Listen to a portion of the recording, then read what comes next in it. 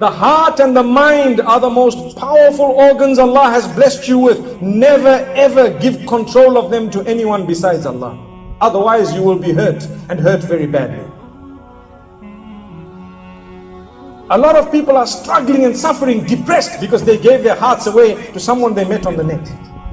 And that person just used and abused. Can I tell you, there are a lot of people who suffer because there was a password.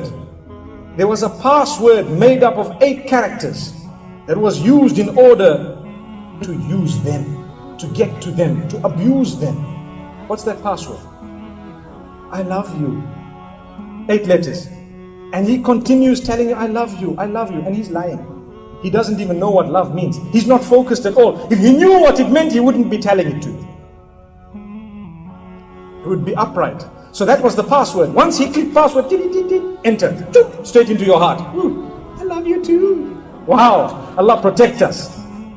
Then what happened? We are lost, we are gone, because a year down the line we are crying, we are depressed. And you can't even tell my father or my mother nothing, because they don't have a clue what was going on, and they will tell you you're a fool. Allahu Akbar. But it's their fault as well. They did not play a role big enough in your life to know what was going on. This is why we say, if you're focused, you will know your children are a ni'mah. You must be focused upon them as well. That is Allah subhanahu wa ta'ala who placed a duty on your shoulders to look after your kids. That's what makes her different. She is focused. We're going to get to that inshallah. So don't allow this password.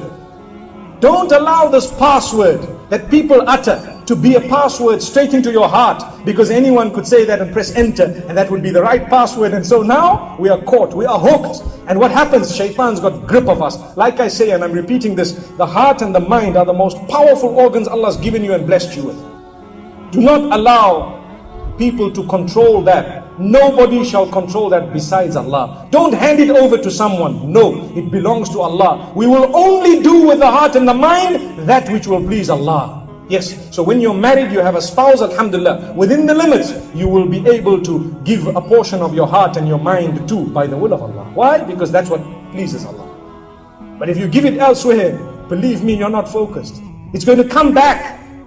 And believe me, I'm a counselor, I know what I'm talking about. It comes back to haunt you, because everything that's rosy, the clubs and the nightclubs and the glamour and the nightlife and the parties, people are focused on parties. Come Friday night, they're at a party. What party? Well, we went to a party, we had fun and we danced and we had music and everything else. What happened? You're not focused on the akhirah, not at all. Did that party help you at all? No. What, do you want me to sit and read the Quran on a Friday night? Allahu Akbar. What an answer. What an answer. No. May Allah grant us goodness. How can you leave the home in the morning without having read one verse of the Quran? How? But we do. What did I say? One verse of the Quran. I challenge you. Do you want to make a change in your life? Before you leave the home every morning, please, can we promise one verse of the Quran? Let's put up our hands. Will we read one verse of the Quran before we leave our homes in the night? Alhamdulillah. Believe me, it will change your life. It will change your life. And read it with its meaning. Understand what you've just read. And you'll see the words of your maker, the one who made you. If you think you're falling in love with this one and that one because of how nice they look and how hot they are and how sharp they are and how wealthy they are and how beautiful they look when they're walking and talking and so on, believe me, the one who made them should primarily be the one whom you are in love with completely. That's what it is. But we lose focus. It's Allah subhanahu wa ta'ala who made us in the first place.